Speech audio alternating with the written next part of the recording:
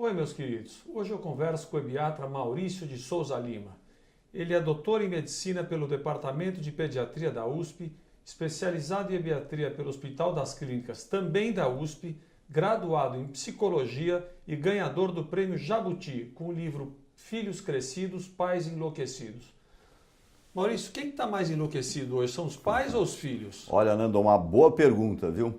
Eu acho que ao longo do tempo, os filhos cada vez mais estão mudando a maneira de comunicação. A forma hoje com que os jovens se comunicam é diferente do que existia há 5, há 10 anos. E isso fez com que mudasse o padrão, tanto de comportamento, como também de preocupação com os pais. Eu acho que a gente tem que ter atenção com os dois, tanto com os filhos, como também com os pais.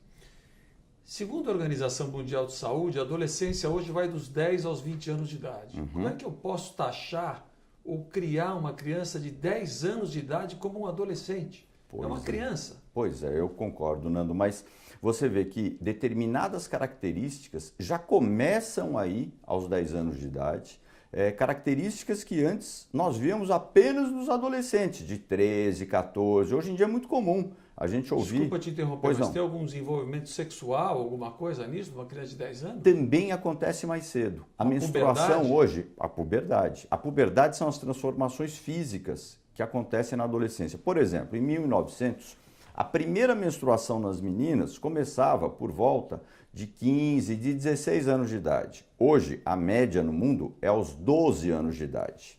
Então, isso também se antecipou. Não só o comportamento, mas as características físicas também sofreram uma antecipação. E é interessante que você colocou aí de 10 a 20, que é o correto pela Organização Mundial da Saúde, mas é interessante que a gente está vendo que a adolescência está se prolongando. Então, eu tenho aqui pacientes no consultório que têm aí 28, 30 anos e continuam morando na casa dos pais, casa, comida, roupa lavada. Com 28 anos não saiu da adolescência. Não saiu da adolescência, não tem ainda aquela independência. E como eu sou um clínico geral de jovens, eles continuam vindo aqui, enfim, ou para acertar, ou para contar alguma coisa, ou para alguma queixa física, e a gente vai acompanhando.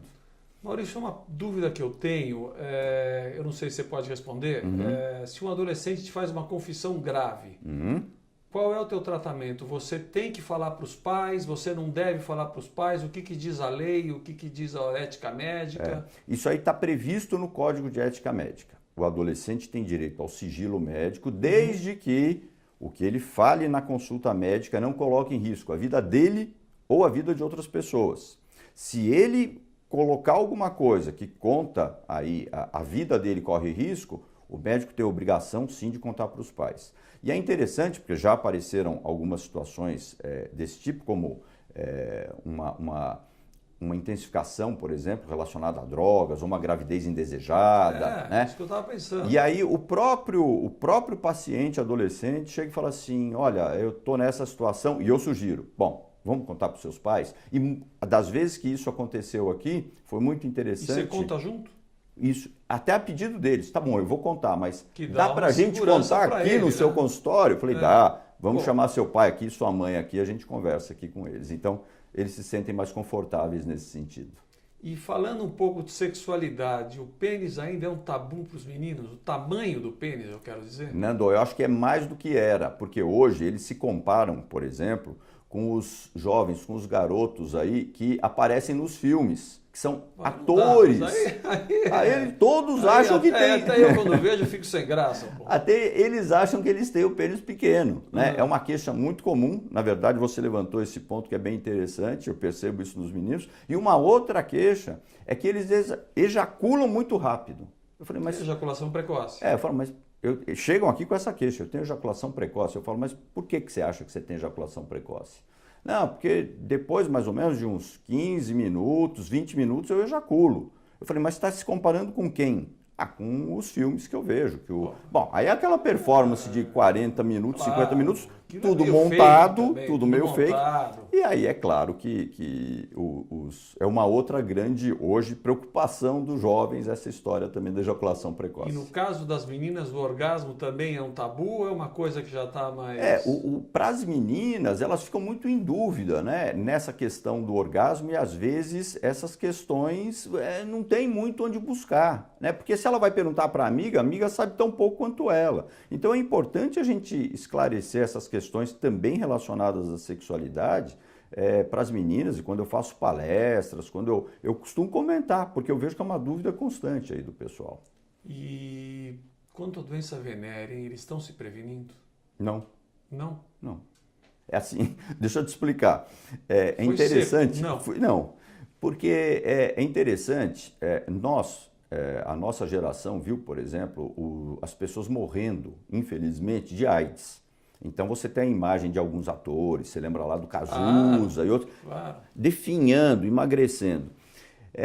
Hoje em dia você não tem mais essa imagem por causa dos medicamentos e não tal. Morre de AIDS então, hoje em dia, né? Não, você é portador do vírus HIV, mas você não tem a doença AIDS. É uma diferença muito grande, o que é muito bom. A grande questão, Nando, é a seguinte, esses jovens acham que é só tomar o coquetel. Então eles usam camisinha da primeira, da segunda, da terceira vez, depois deixam de usar.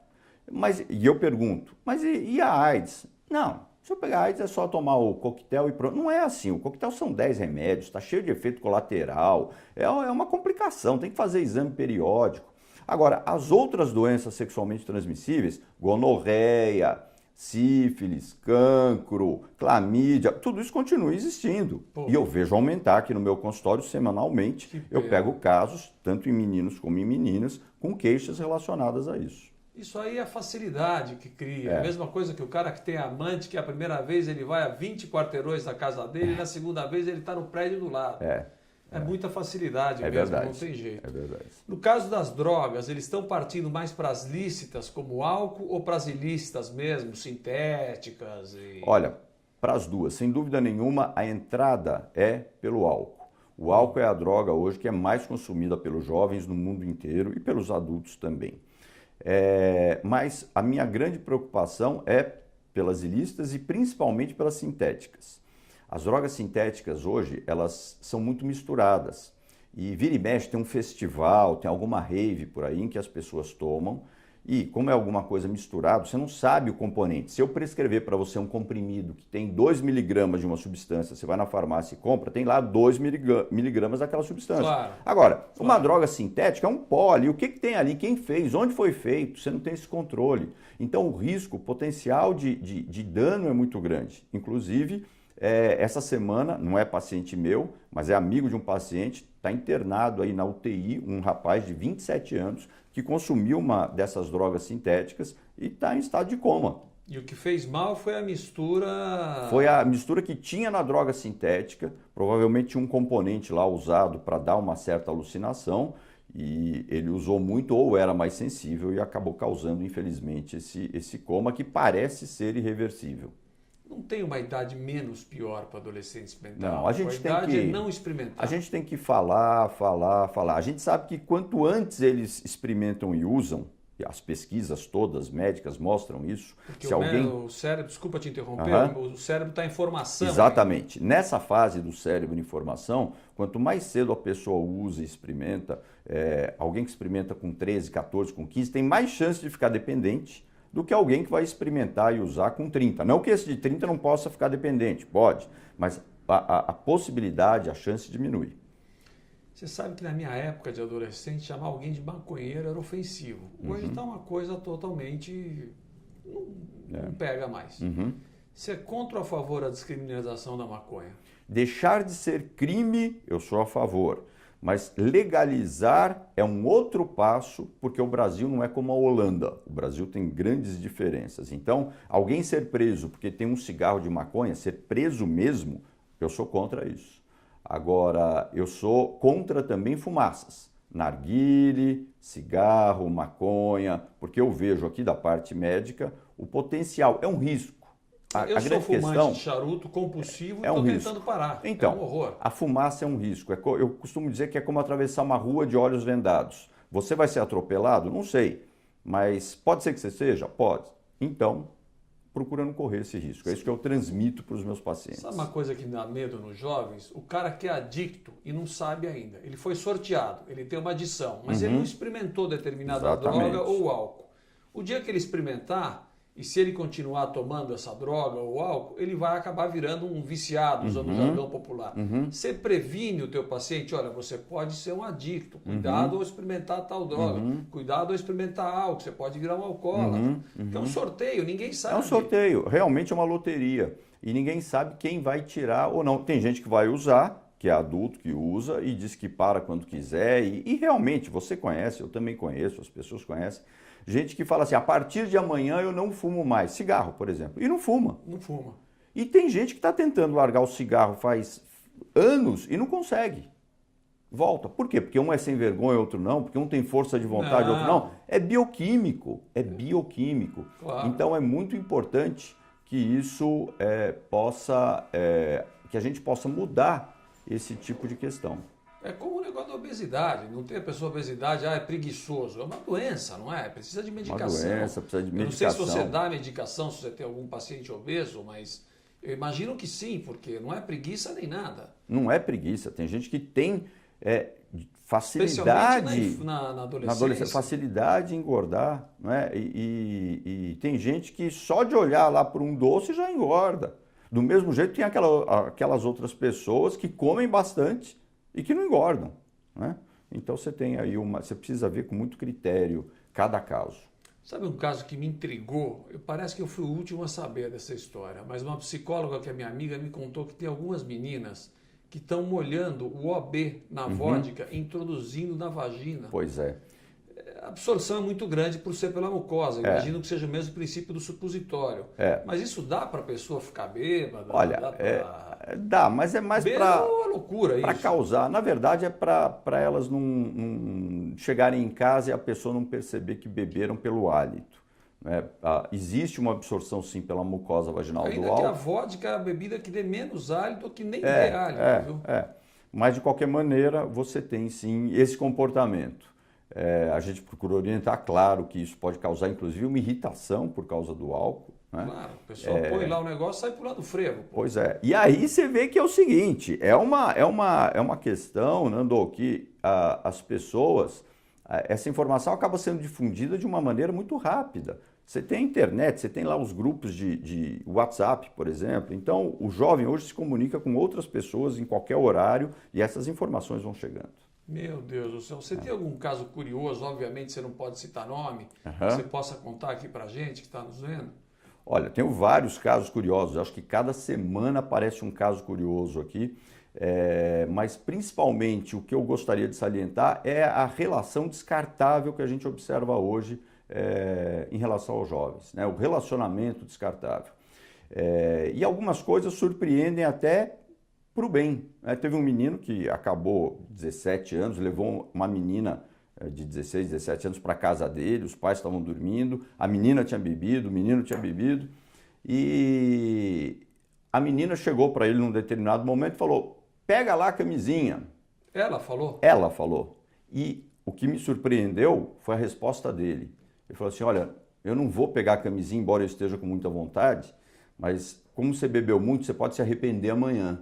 Então, eu quero muito ficar com você, mas eu quero que você saiba direitinho o que você está fazendo. Bom, aí a menina apaixonou, né? Apaixonou, apaixonou. E eu dei os parabéns para ele. Falei, puxa vida, ó, poucos na sua situação teriam essa conduta. Eu não sei se ele foi sincero ou se foi uma cantada. Mas que deu certo, bem, deu certo. Bem. Para encerrar a entrevista, você acha que olho no olho, conversa de pai e adolescente, serve para alertar sobre drogas e álcool? Ou tem alguma coisa mais que, eu vou falar a gente, porque eu sou pai de 3 adolescentes, que a gente possa fazer, além de vir no seu consultório, claro. Nando, para mim é fundamental e insubstituível o olho no olho. Você pode ter formas de comunicação, como hoje o celular, grupos, mas o que vai funcionar mesmo são aqueles 5, 10, 15 minutos que a gente vai pescar durante a semana. Isso eu falo como pai também, eu sou pai de 2 filhos adolescentes, que a gente vai olhar no olho e aí sim, na hora que eles estiverem diante de uma situação X, eles vão pensar na gente. Eu percebo isso claramente aqui no meu consultório. Eu vou estender um pouquinho só. E se o adolescente estiver mentindo? Falar, pai, eu não bebi. E não está com cheiro, não está com nada. Como é que eu vou saber? Bom, ele pode te enganar uma vez, duas vezes, mas infelizmente eles são muito ingênuos. Ou felizmente. Mais cedo ou mais tarde, tenho certeza você e todos os pais atentos que conhecem o filho, que procuram conviver com o filho, procuram esse olho no olho que você falou, eles vão descobrir que o filho está indo por um outro caminho. Não tem como não descobrir. Pela minha experiência, faz 25 anos que eu trabalho com jovens, pela minha experiência, eles acabam deixando algumas pistas. E se a gente for atento, a gente pode tentar corrigir isso da melhor maneira possível. Tá bom, obrigado, Maurício. Eu que agradeço. Muito obrigado mesmo. Até a próxima. Até. Gente, eu conversei aqui com o ebiatra Maurício de Souza Lima. Se você é adolescente ou se você é pai e mãe de adolescente, você tem que dar uma olhada nessa entrevista que vai esclarecer um monte de dúvida. Um beijo, meus queridos.